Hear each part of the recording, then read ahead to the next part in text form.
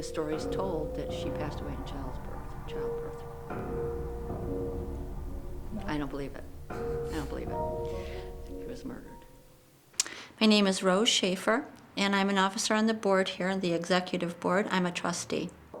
The VanHorn Mansion was built in 1823 by Mr. James VanHorn, and he was originally from Seneca County. For back then, in 1900, some of the things in here, the reasoning is very special, but they had their little quirks. Oh. The cabinets are two-sided. These cabinets, the drawers go both ways. Oh, so they put the stuff in there and then Yeah. you pull out and you go, that is amazing. Actually, back then, the servants weren't allowed to be seen when there was company here. Oh, so that explains so what a lot. they did was they made them two-sided. When the company was here, the servants couldn't come out, so they would refill from the other side. The history of the mansion, Mr. VanHorn built the mansion. Actually, he built his business first before the mansion, which was across the street on 18 Mile Creek. He built a grist mill that would supply the community with flour, and also he served and supplied flour to the troops at Fort Niagara. 1823, moved his family here and built them this house. Actually, it was a federal style house at that time. Basically, it wasn't the whole thing that you see now. It was just a portion of it, about 2/3 of it. And they had, him and his wife, his second wife, had many children. They had 10 children. 2 of them passed away as babies, so this is why this house is so big. The cook would do all the cooking down here. The stove, the wood-burning stove would be here. She'd do all the cooking here. Back then, there wasn't a cement floor, it was all dirt. You notice the beams down here are all hand-hewed beams, all hand-carved. So this is actually where the cook would do all the cooking, plus she would also do all the maid and the cook would do all the cleaning, the laundering, and everything like this down here. And also in the wintertime, most of the time, the cook would also stay down here probably. And she would have her bed here and everything like that. Actually, we have one main character here. She actually is still presently, to this day, her remains are still buried here. Mr. Bill Tolhurst, along with Special Forces and a cadaver dog, came in and did a search. It took a couple years, but the search was productive. They found her remains all throughout the backyard and gathered her remains and laid her to rest in our rose garden on the southeast corner of the house.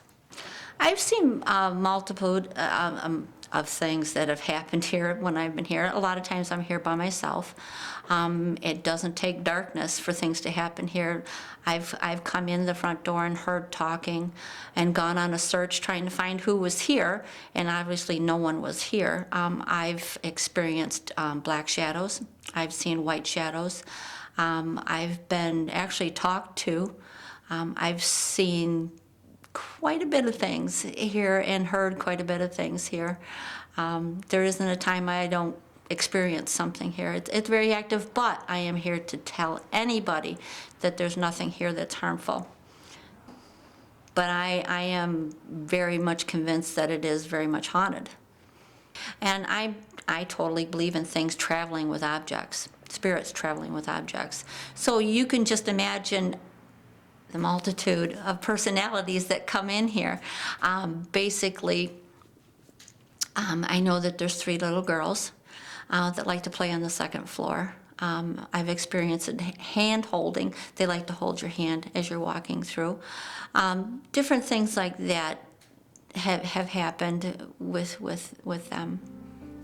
The electrical wires that you see around the dome, actually that was the original electricity. The VanHorn Mansion was one of the first homes to have electricity in this area. That's cool. And that was the original electricity, and it does still work. We still light the top of the dome with it. Cool. It's called knob and tubing. Actually, things have happened on every inch of this place, including outside, but the most activity has been in the attic or in the basement. The Newfane Historical Society acquired and was donated the VanHorn Mansion along with the little bit of property that we have right now in 1987 by the chemical company, Nori Chemical, right behind us. They purchased it in 1977. And they were actually going to make this an office building at one time, and it was unsuccessful. So it sat for a while, and then in '87, they donated it to the Newfane Historical Society along with a $10,000 grant to help us with the renovations, because actually, as you see it now, is just gorgeous, because at that time in '87, it was ready for the wrecking ball. It was condemnable. Originally, this was all used for the staff. Oh, I could tell. The servants, until the addition was put on, which this right here was part of the addition. This staircase was put on after the addition. This was part of the addition. And you can actually see where it up steps right there. That way was the original part. And this way was the add-on. And actually that corner right there is the corner where I saw Linda twice. There is no violent, and actually I don't consider, I consider haunting as a violent act, and I just consider what spirits are here like co-inhabitants. My granddaughters come in with me now and then. We have a nursery upstairs, and we have baby dolls up there and everything, and my two granddaughters like to come in and look at the baby dolls. They mostly like to interact. They love people, especially parties. You can actually smell it already. This is the one with the sulfur. Oh, yeah. Oh, yeah. Yeah.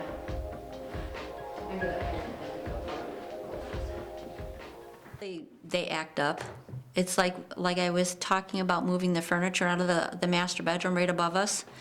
And at that time, we got a really, really strong odor up in that room, and there's nothing in there right now. There's no furniture, there's no rug, there's nothing in there right now, and it's still there. It's been there since last Sunday. You know, I'm told to tell you, okay, for the common person, that's the way it happened. She passed away in childbirth, but she was expecting. She was.